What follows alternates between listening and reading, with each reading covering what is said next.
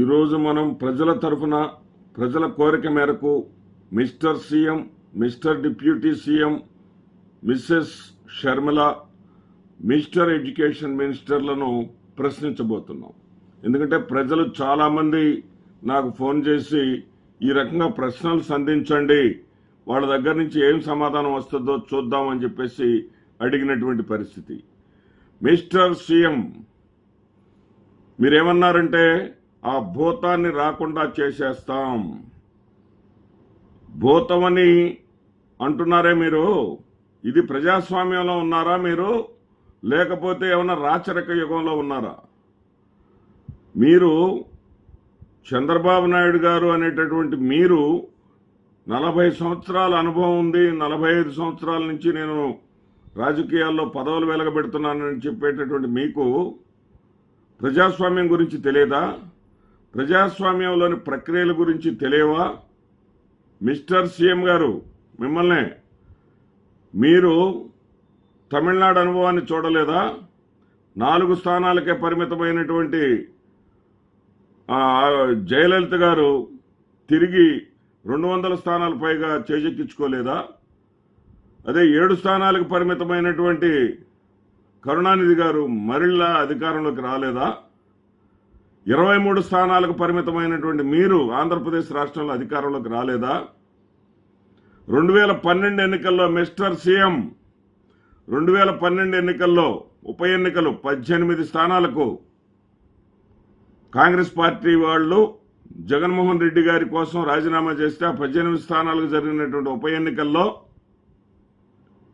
మీకు ఒక్క చోట కూడా కనీసం డిపాజిట్ రాలా. మీరు గెలిచింది గుండు 0. వైఎస్ఆర్సీపీ గెలిచింది మొత్తం స్థానాలు 1 స్థానం తప్ప. మరి మీరు 2014లో అధికారంలోకి రాలేదా? మిస్టర్ సీఎం, చెప్పండి, మీరు ఇంత అహంకారం ఎందుకు? మీకు పరిశ్రమలు తేవటం చేతకాకపోతే ఒప్పుకోండి. జగన్మోహన్ రెడ్డి గారు తెచ్చినటువంటి పరిశ్రమలు కూడా తేలైనటువంటి మీరు ప్రజల్ని డైవర్ట్ చేయటం ఏంటి మిస్టర్ సీఎం?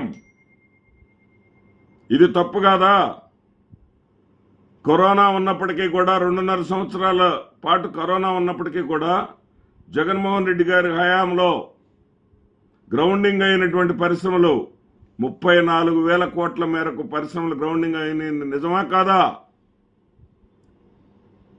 జగన్మోహన్ రెడ్డి గారు ఏదైతే భోగాపురం ఎయిర్పోర్ట్ని 38% పూర్తి చేసింది నిజమా కాదా?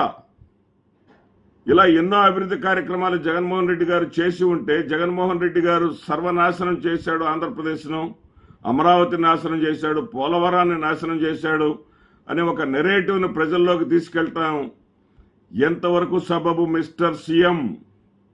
ఇది ప్రజాస్వామ్యం. ఈరోజు 11 స్థానాలు వచ్చినటువంటి జగన్మోహన్ రెడ్డి రేపు 2029లోనో 28లోనో 27లోనో ఎప్పుడు ఎన్నికలు జరిగితే అప్పుడు ముఖ్యమంత్రి కాడని మీరు గ్యారంటీ ఇస్తారా? ఇవ్వడానికి మీరెవరు? రాజకీయ పార్టీలు కాదు నిర్ణయించేది, ఓట్లు వేసే ప్రజలు. ప్రజలు కాదంటే జగన్మోహన్ రెడ్డి రారు. ప్రజల్లోనే కాదని అనిపించగలిగే శక్తి మీకే ఉంటే మీరు ప్రతిసారి అధికారంలోకి వచ్చినటువంటి ప్రతిసారి రెండోసారి మళ్ళీ అధికారంలోకి రాకుండా ఎందుకు అధికారాన్ని కోల్పోతా ఉన్నారు? ప్రతిసారి పొత్తులతో మాత్రమే ఎప్పుడు అధికారంలోకి ఎలా వస్తున్నారు మీరు? సొంతగా ఒక్కసారి కూడా ఎందుకు అధికారంలోకి రాలేకపోయారు మిస్టర్ సీఎం? కాబట్టి ఈ తప్పుడు ప్రచారాలు చేయకండి. భూతం అనే మాట వాడితే మీరు పెనుభూతం అవుతారు. ఎందుకంటే మీరు భూతం అన్న వాళ్ళనే, మీరు దెయ్యాలన్న వాళ్ళనే, మీరు టాల్ మ్యాన్, దేవత అంటూ మీ టంగ్ మార్చిన, మీ టోన్ మార్చినటువంటి చరిత్ర ఈ రాష్ట్ర ప్రజలకు తెలియనిది కాదు mister CM. Mister deputy CM, సనాతన వాదంలో సనాతన ధర్మం అని ఎవ్వరూ భారతీయ జనతా పార్టీకి మించి ఎత్తుకుంటున్నారే, భారతీయ జనతా పార్టీకి మించి అతి చేస్తున్నారే, సనాతన ధర్మంలో బెదిరింపులు ఉన్నాయా మిస్టర్ డిప్యూటీ సీఎం? సనాతన ధర్మంలో నార తీస్తా, తాట తీస్తా, తోలు తీస్తా అనే మాటలు అధికారంలో ఉన్నప్పుడు కూడా మాట్లాడవచ్చా మిస్టర్ డిప్యూటీ సీఎం? చెప్పండి మిస్టర్ డిప్యూటీ సీఎం. ప్రశ్నిస్తానని వచ్చినటువంటి మీరు ప్రశ్నించాల్సిన మీరే. మీ కార్యకర్తలకు ఒక ప్రశ్నగా మిగిలిపోయింది. నిజమా కాదా మిస్టర్ డిప్యూటీ సీఎం?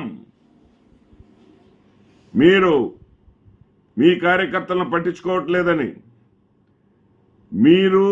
మీకు డిప్యూటీ సీఎం వచ్చింది, మీ అన్నని ఎమ్మెల్సీ చేసుకున్నారు, ఇక మీరు అంతటితో సరిపెట్టుకున్నారు, కార్యకర్తలను గాలికి వదిలేశారని కదా.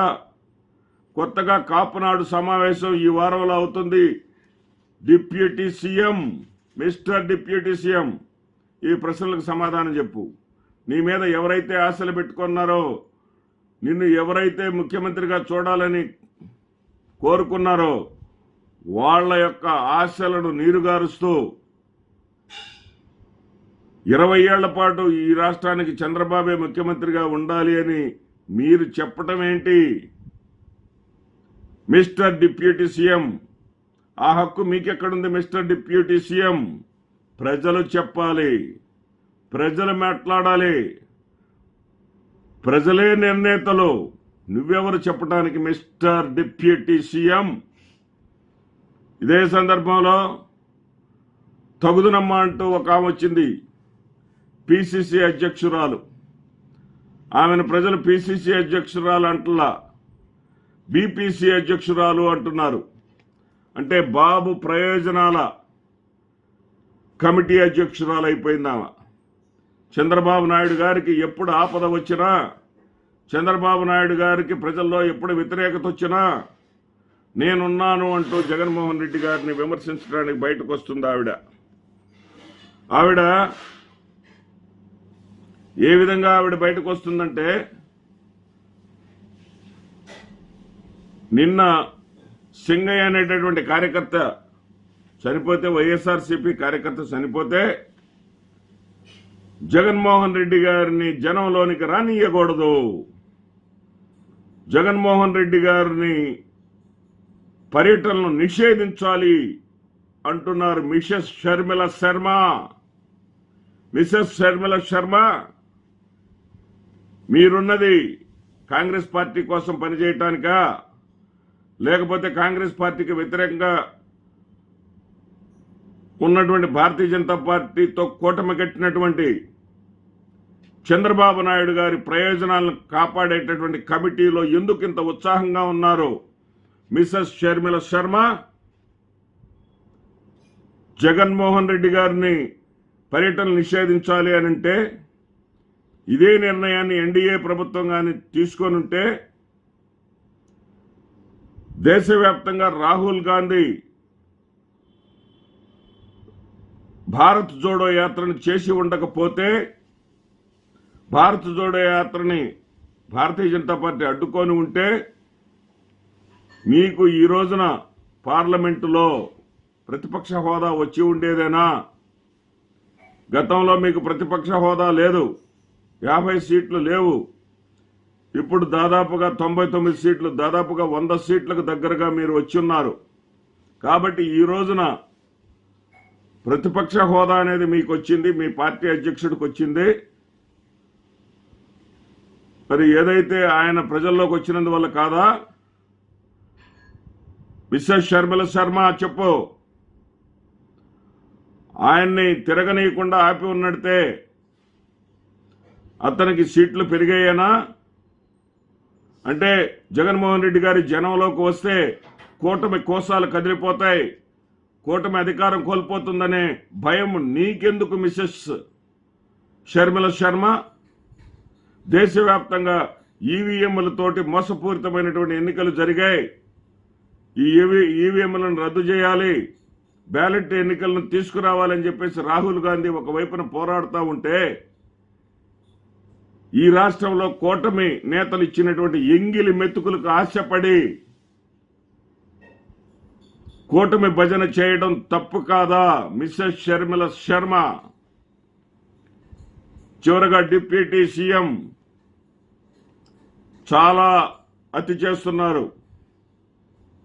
Deputy CM, mister deputy CM, మీరు చాలా చాలా అతి చేస్తా ఉన్నారు. ప్రజల నుంచి వస్తున్నటువంటి స్పందన ఇది. మీరు ఎంత అతి చేస్తున్నారంటే, మీరేమన్నారు,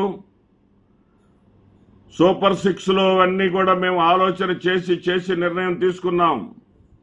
సూపర్ 6 నుంచి ఏ ఒక్క హామీని అమలు చేయకపోయినా సరే కాలర్ పుచ్చుకోండి అన్నారు. మిస్టర్ ఎడ్యుకేషన్ మినిస్టర్ మీరన్నారు కాలర్ పుచ్చుకోండి అని. ఇప్పుడు మీ నాన్నగారు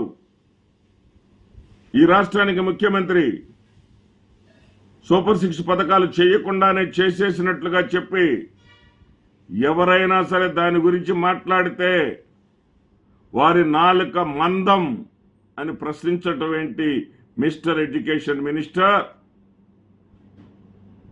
అదేవిధంగా ఎడ్యుకేషన్ మినిస్టర్గా ఉన్నటువంటి మిమ్మల్ని చీఫ్ మినిస్టర్గా ప్రమోట్ చేయటం కోసం మీరు మిగతా శాఖలన్నిటి గొంతు కోసి మీ శాఖకు మాత్రమే, మీ ఎడ్యుకేషన్ డిపార్ట్మెంట్కు మాత్రమే 10,000 కోట్ల రూపాయలు కేటాయించుకొని తల్లికి వందనం ఇచ్చేస్తే, మరి మీ శాఖలో మాత్రమే నిధులు ఉంటే మిగతా శాఖలన్నింటినీ ఆఖరికి మిస్టర్ డిప్యూటీ సీఎం శాఖల్లో కూడా పెండింగులు పెట్టి ఉపాధి హామీ పథకం కింద ఉన్నటువంటి పేదలకు రావాల్సినటువంటి డబ్బులు కూడా, కూలీలకు రావాల్సినటువంటి డబ్బులు కూడా ఇవ్వలేక కూలీల చేత ప్రశ్నించుకునే పరిస్థితుల్లో డిప్యూటీ సీఎం ఉండటం ఏంటి మిస్టర్ ఎడ్యుకేషన్ మినిస్టర్? మీ రెడ్ బుక్ ను చూసి ఒక్కొక్కళ్ళు గుండెపోటు వస్తుందని